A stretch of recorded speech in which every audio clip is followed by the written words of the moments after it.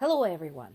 Today's report is focused almost entirely on various aspects of Russia's trying to destabilize the situation in Europe so that it could perpetuate its war in Ukraine. This is example number one. What is this all about? Why did Finland shut almost all of the checkpoints along its border with Russia? Well, apparently, Russia has been transporting people from Syria into Finland. And that is not the only crossing. They've also been putting some pressure along the border with Estonia and Poland. Why are they doing this? Because Syria is Russia's ally. And the end goal for these people is Germany. Germany has a very generous and laid back policy when it comes to refugees. For example, refugees learning German don't have to work for 2 to 3 years. They're allowed that time to live basically off of socialized support.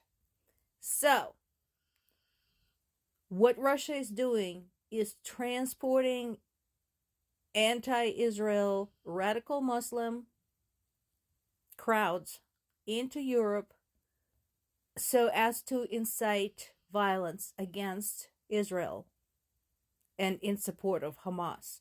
Notice I'm not saying in support of Palestine, in support of Hamas, because these people don't give a shit about Palestine.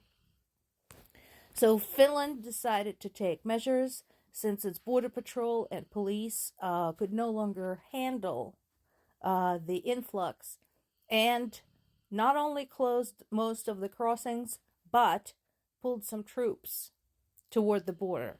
And if I were anyone, I wouldn't mess with Finland because military service is mandatory in Finland for everybody, men and women alike.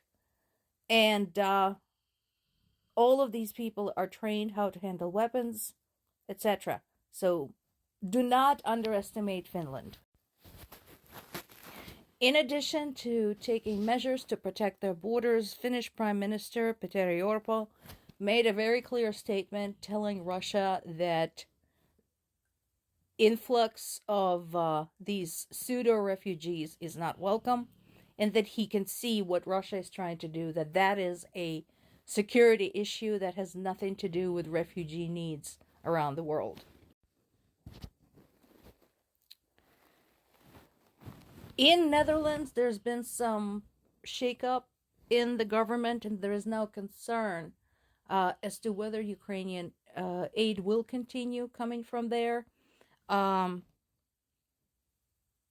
Their current prime minister, Mark Rutte, spoke with Zelensky, reassuring him that Netherlands stands with Ukraine, but there is, like I said, there is a concern since there have been some changes in the government and not for the better.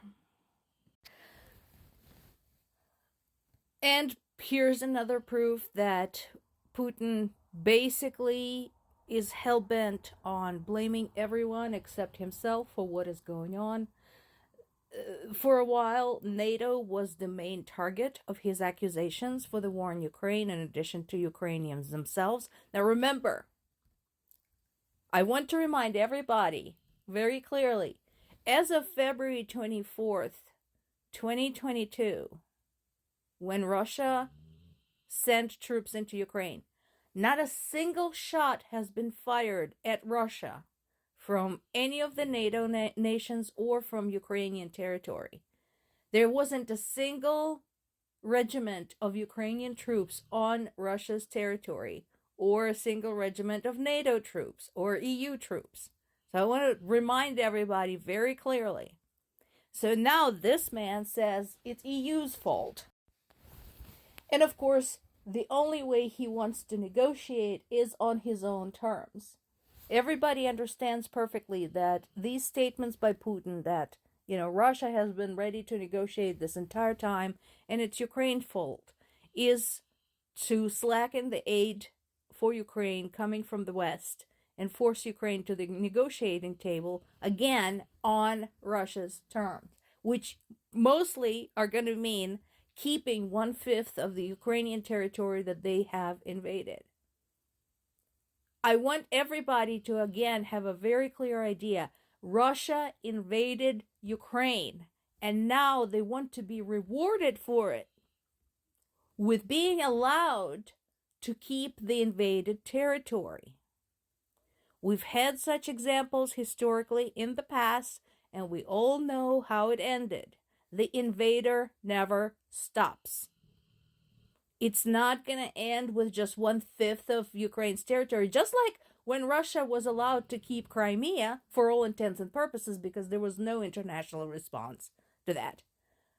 They waited and then they went on to invade Ukraine.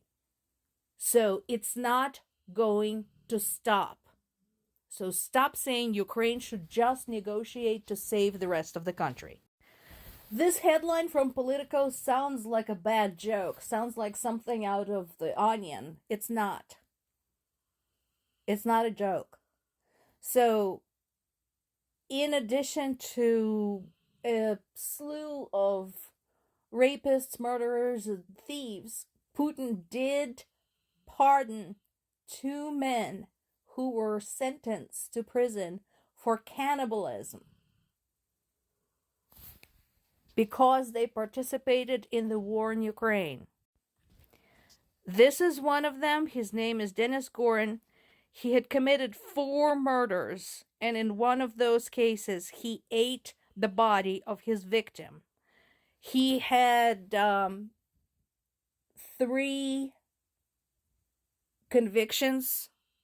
The last time he was sentenced to 22 years in a maximum security colony back in 2018.